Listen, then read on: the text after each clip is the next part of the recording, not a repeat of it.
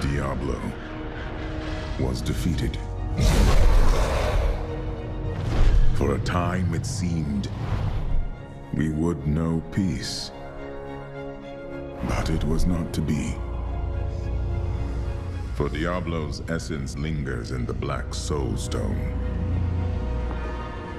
I cannot destroy the stone, nor allow its evil to remain within the heavens. And so it must be hidden, even from the angels. I pray that it will be enough. Day 2 of BlizzCon, we're talking to Brian and David from the Diablo 3 Reaper of Souls development team. What's the great big news you're bringing here this year, or today? I think there's a lot of really interesting big things about Reaper of Souls that we're talking about. To me, the really big one is our villain, Malthael, is just a totally different kind of villain for Diablo. You know, you've always fought against demons, and suddenly you're fighting the Angel of Death, and that has implications throughout the entire story, and it even affects the mood and the feel of, you know, all the places that you go. There's this sort of feeling of death and creepy, grim, dark things everywhere. So it has a huge impact on the game. One of the big features that we're showing off today is the adventure mode, and this really opens up our end game. Before you played through the story and you kind of leveled up that way, but we wanted to open up the world a lot more. So now you can basically go anywhere in the game and you can play any of the content anytime you want. All the waypoints in the world are open and you can see them on this nice map. You just click on them and you can go to these places. And we've added some features to that to get you to move around the world. We have these things called bounties. And that sends you on tasks in the world. You go find a specific monster somewhere, or you know, when you kill that guy, and you'll get a specific treasure for that. Then we also have these things called Nephilim Rifts, and they're mini dungeons. This is something that a lot of people have just wanted and asked for. They're 10 to 15 minute playthrough of these smaller dungeons that end in a boss fight. But something that's really cool that we've done with them is, in the story mode, we try to make sure that all the monsters and things like that fit in the dungeon that they're in. You know, you have your cathedral with skeletons and stuff. But this, we've mixed up the monsters in new and interesting ways, and as well as all of the dungeons. So maybe you're walking through a cathedral one level, but then you'll go down one and it'll be a cave. And it'll just have completely different monsters that we put together to try and create some cool gameplay experiences. We think the players are really going to like that. Maybe even Whimsyshire? You know what? I don't know. That might be there. All right. One of the things I noticed at the panel yesterday was not just randomized dungeons, but also randomized exteriors now. Tell us about that. Okay, so when we first started building our exterior zones in Reaper of Souls, we knew we wanted to make some changes compared to how we did them in Acts 1 through 4. Now, the exteriors in those acts are fairly fixed, they're very static. The interiors are slightly randomized, and we really wanted to change that up for Reaper of Souls. So to that end, we've made fully randomized exteriors, and Pandemonium is one of those. So as you can see here, these are just, Yeah, that was another thing that people were really asking for, and one of our big mantras was to make sure that the game was extremely replayable at all levels. So we went with it's entirely random. All the exterior zones and all of our dungeons are completely random this time. So every time you play, you'll get a different experience.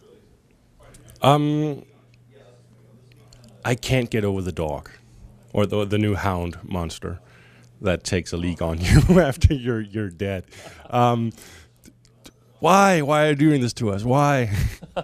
I don't know. That was just sort of we have a team of people that we have this monster strike team, and we go over this stuff, and I don't know. That just sort of came up as like a funny thing that we were playing around when we were designing the monster and talking about what he was going to do. Like, the shake thing was like the first thing that we came up with, and sort of that, peeing on your dead body thing it was just sort of a funny thing. We tried it, and I don't know, everybody liked it. They thought it was pretty funny, and so we kept it in there.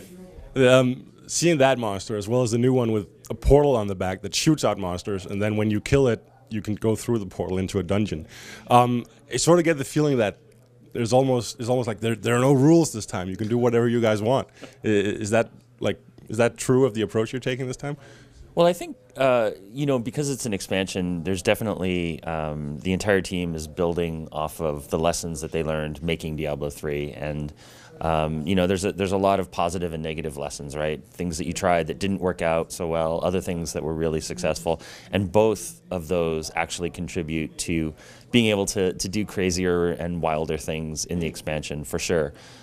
So I think there are still rules in the background, but hopefully you won't be aware of them, right? And we'll have a chance to really build on prior experiences. There was a new part of Act 5 shown at the panel yesterday called Pandemonium. I don't think that's been shown before.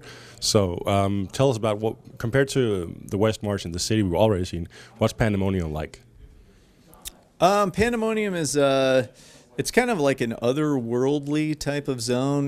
This is like the eternal battlefield between the angels and demons, and we're really trying to play up that sort of ancient time past sort of battlefield vibe, and these monsters that we put in the zone to kind of reflect that this stuff's been there forever, and the angels and demons have fought over it, but now these kind of other creatures have sort of moved in over time, and now you're having to contend with them as you move through.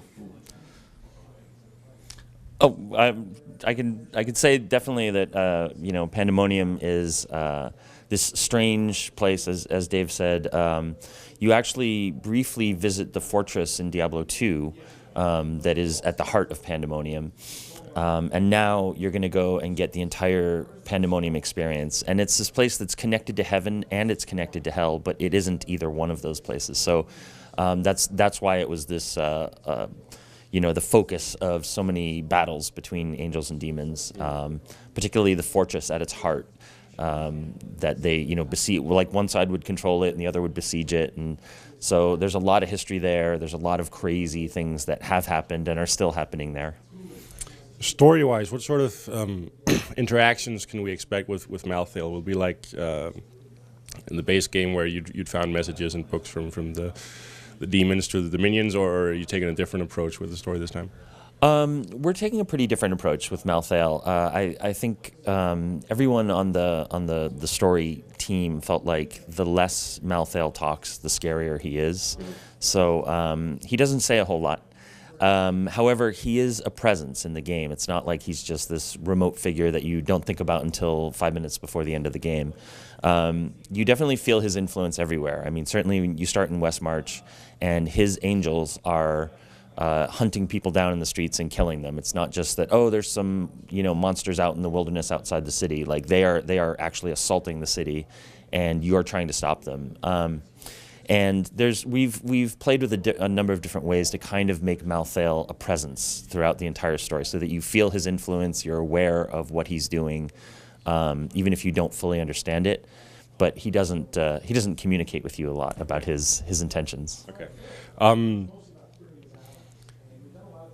With the new class and all the new monsters, the new mechanics, is there any sort of changes you've had to make to the way you build levels in Reaper of Souls compared to Diablo 3? More the making everything completely random for the exterior zones. Before, what we were doing was we had fixed edges around the exterior zones, and then we had places where random events could roll. So now we've opened that up a lot more, and we've made it so that these events can happen anywhere as opposed to these specific spots. People knew where they were, right? And you kind of go and you'd see what the event was that rolled there. So now you're not going to know that when you go to these spots. It's going to be completely random, and you'll find different things in different locations every time you play. One thing I was unsure about after the presentation yesterday was whether or not the random exteriors were only Pandemonium or if it's the entirety of Act 5. No, it's all of Act 5. Every dungeon, interior and exterior, it's all random now. All right, awesome. All right, David and Brian, thanks a lot for talking to us. Thank you. Thank you. Thank you very much. Thanks. Thanks.